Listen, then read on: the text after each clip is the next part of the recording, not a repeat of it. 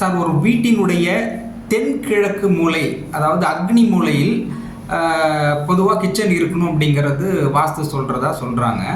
Suppose சில வீடுகளில் அந்த மாதிரி வைக்க முடியல, மற்ற இடத்துல வச்சுட்டு தென்கிழக்கு மூலையில் வீட்டினுடைய வாசல்படியோ அல்லது டாய்லெட் பாத்ரூமோ வைக்கலாமா? அதனுடைய பலன் எப்படி இருக்கும், அதை பற்றி சொல்லுங்கள் சார். தென்கிழக்கு மூலை அப்படின்றது அக்னி பகவானுக்கு உண்டான மூலை. காஸ்மிக் சயின்ஸில் ஃபயர்ன்ற ஒரு எலிமெண்ட்டுக்கு உண்டான மூலை.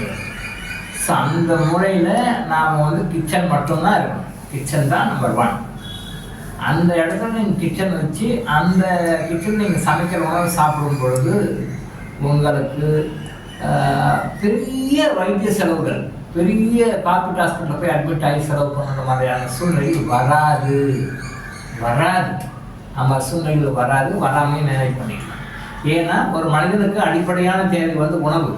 ஒரு வாழ்க்கையை நடத்துவதற்கு தேவையான எனர்ஜி கொடுக்குறது உணவு தான்.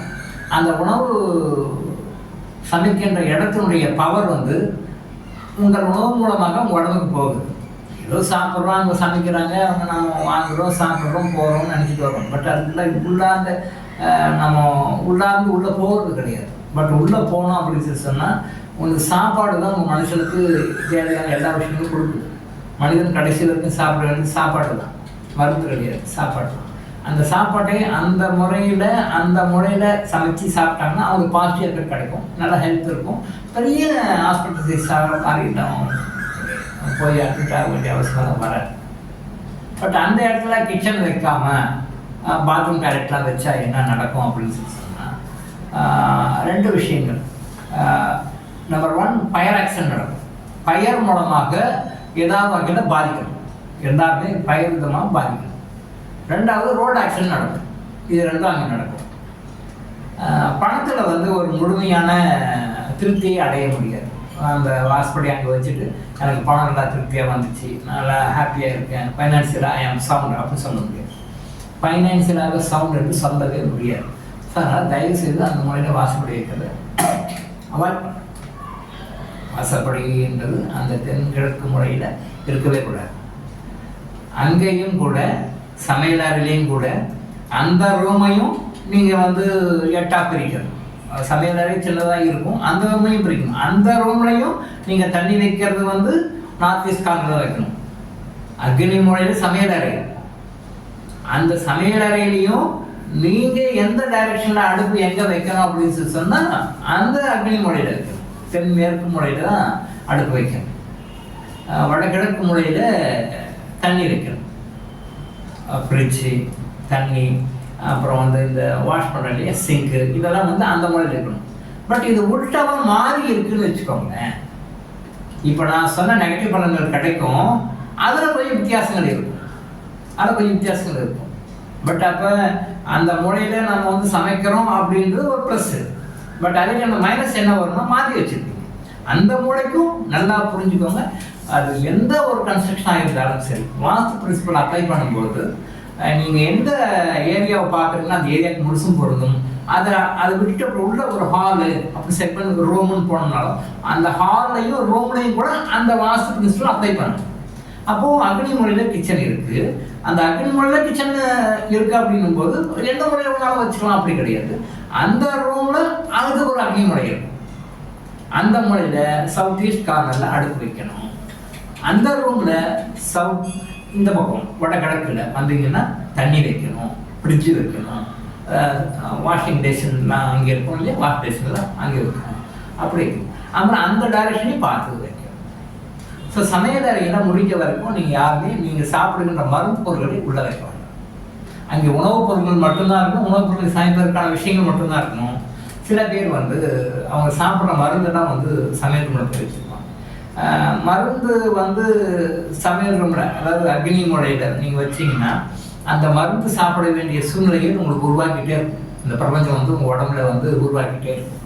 அதனால் முடிஞ்ச வரைக்கும் யாராவது சமையல் அறையில் நீங்கள் சாப்பிடுகின்ற மருந்துகளை வைக்கின்ற பழக்கமாக இருந்தால் அந்த முறையில் வைக்காது. அதை ஈஸ்ட்டுக்கு மாற்றணும், வடகிழக்குக்கு மாற்றணும். ஈசான்ய தென்கிழக்குலேருந்து வடகிழக்குக்கு மாற்றணும். தென்கிழக்குலேருந்து வடகிழக்கு மாறும்போது நீங்கள் அங்கே அந்த மருந்து வச்சிங்கன்னா அந்த மருந்து சாப்பிட வேண்டிய தேவைகள் உங்களுக்கு குறைஞ்சிடும். அப்போ நோய் போயிடும் இல்லையா? நோய் இருந்தாலும் மருந்து சாப்பிடுவீங்க, அப்போ நோய் இல்லைன்னா இங்கே மருந்து சாப்பிட போறீங்க, தேவையில்லை. அப்போது வடகிழக்கு நீங்கள் மருந்துகளை வைக்கும் பொழுது உங்களுடைய நோய்கள் சீக்கிரம் குணமாகும், மருந்து சாப்பிட வேண்டிய அவசியம் இருக்காது. தென்கிழக்கு முறை அக்னி முறையில் தயவு செய்து மருந்துகளை வைக்க வேண்டாம், சமையலுக்கு மட்டும் அவங்க பயன்படுத்துங்க. அதே மாதிரி சமையலுக்கு பயன்படுத்தும் பொழுது அங்கே சமையலை தவிர மற்ற எந்த விஷயமும் அங்கே வைக்க வேண்டாம். இப்போ கேஷ் எல்லாம் அங்கே வைக்க வேண்டாம், பணமெல்லாம் நீங்கள் அந்த ரூமில் வச்சிங்கன்னா பணப்பற்றாக்குறை இருந்துகிட்டே இருக்கும், அந்த முறையில் வைக்கக்கூடாது. அதே மாதிரி வடகிழக்கு முறை ஈசானிக்கு பணம் வைக்கக்கூடாது, ஈசானி முறையில் பணம் வைக்கக்கூடாது. பணம் வைக்கிறதுக்கு முறை வந்து தென்மேற்கு முறை அல்லது வடமேற்கு முறை, தென்மேற்கு வடமேற்கு தான். பட் அந்த ஈசானிய முறையில் பணம் வச்சாலும் சரி, அது பணம் வரவு அவ்வளோ சொல்லிக்கிற மாதிரி இருக்காது. அக்னி முறையில் பணம் நீங்கள் வச்சு எடுக்கிறதா இருந்தாலும் சரி, அங்கேயும் அது சொல்லிக்கிற மாதிரி இருக்காது. ஸோ இந்த தென்கிழக்குன்றது வந்து முழுக்க முழுக்க உங்கள் உடம்பை பேணி பார்க்கக்கூடிய மருந்துகளை அங்கே வைக்க வேண்டாம், சமைச்சு சாப்பிடுங்க. அங்கே சமைக்கிற சாப்பாடு உங்களுக்கு நல்ல ஆரோக்கியத்தை கொடுக்கும். இங்கே இடத்துல வாசப்படி வைக்கிறதோ, தலை வாசப்படி வைக்கிறதோ, அல்லது வந்து வேறு மாதிரியான செப்டிக் டேங்கு, அப்புறம் தண்ணி இருக்கிற இடம், இந்த மாதிரி இதெல்லாம் வைக்கக்கூடாது. தண்ணி அங்கே இருக்கக்கூடாது. அந்த நெருப்புக்கும் தண்ணிக்கும் பகை இல்லையா? நீங்கள் இதை சிம்பிளாக மைண்ட் வச்சுக்கிட்டாலே போதும், நெருப்புக்கும் தண்ணிக்கும் பகை. அப்போது தண்ணி சம்மந்தப்பட்ட ஐட்டம் அங்கே இருக்கக்கூடாது, அங்கே நெருப்பு சம்மந்தப்பட்ட ஐட்டம் மட்டும்தான் இருக்கணும். அது மாறி வச்சோம்னா அந்த பூதங்கள் வந்து ஆப்போசிட்டாக வேறு நம்மளோட உடம்புல அந்த பூதங்களை இம்பேக்ட் பண்ணி நமக்கு சில தீமைகளை உருவாக்கிக்கணும். ஸோ அந்த அக்னி முறையில் தலைவாசப்படி வேண்டாம், படிக்கட்டுகள் வேண்டாம், தலைவாசப்படி படிக்கட்டு இந்த மாதிரி விஷயங்கள்லாம் அங்கே வேண்டாம்.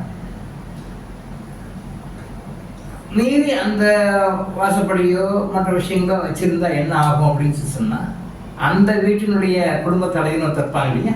அந்த வீட்டினுடைய குடும்ப தலைவனும் தற்பாங்க. அதில் குடும்ப தலைவி இல்லைன்னா அண்ணன் நீங்கள் 2 பேர் இருக்காங்க, அவங்களுடைய வாய்ப்பு இருக்காங்கன்னா முதல் மகனுடைய மனைவி அண்ணியை சொல்லுவாங்க இல்லையா? கணவன் மனைவி 2 பேருன்னா மனைவி குடும்ப தலைவி. பங்காளிங்க மாதிரி ஒரு 2 பேர் இருக்காங்க, அண்ணன் 3 பேர் இருக்காங்க, 3 பேர் வாய்ப்பு இருக்காங்க. முதல்வருடைய மனைவி முதல் அண்ணியும் இருக்காங்க, அவங்களுடைய ஹெல்த் பாதிக்கப்படும், கண்டிப்பாக உடம்புல ஆப்ரேஷன் பண்ண வேண்டிய சூழ்நிலை உருவாகும். நீங்கள் செக் பண்ணி பாருங்கள், இதெல்லாம் உண்மையான விஷயம்.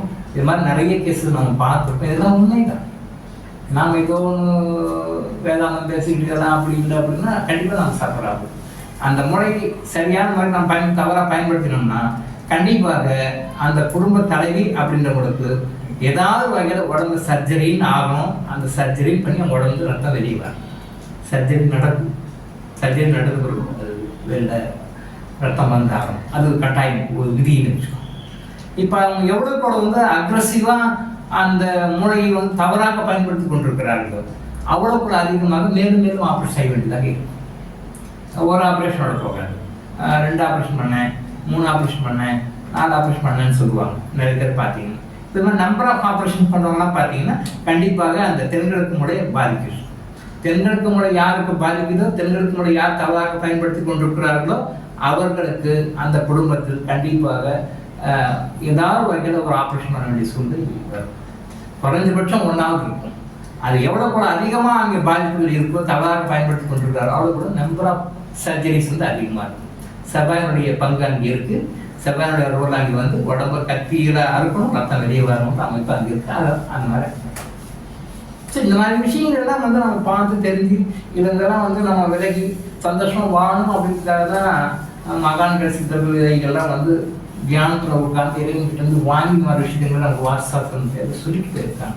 இந்த மனித சமுதாயம் நல்லா இருக்கணுங்கிறதுக்காக தான் சொல்லிட்டு போயிருக்காங்க. அதை நம்ம ஃபாலோ பண்ணால் நம்ம சந்தோஷமாக இருப்போம், ஃபாலோ பண்ணோன்னா நம்ம வேறு மாதிரி இருப்போம். இதுதான் விஷயம். ஃபாலோ பண்ணுங்க, சந்தோஷமாக இருங்க. டாக்டர் இளங்கோ ஆயுஷ் ஹாஸ்பிட்டல் வழங்கும் விழிப்புணர்வு இது. தொடர்ந்து இது மாதிரி பல அவேர்னஸ் வீடியோக்களை பார்க்க நம்ம சேனலை சப்ஸ்கிரைப் பண்ணிவிட்டு பெல் பட்டனை ப்ரெஸ் பண்ணுங்கள்.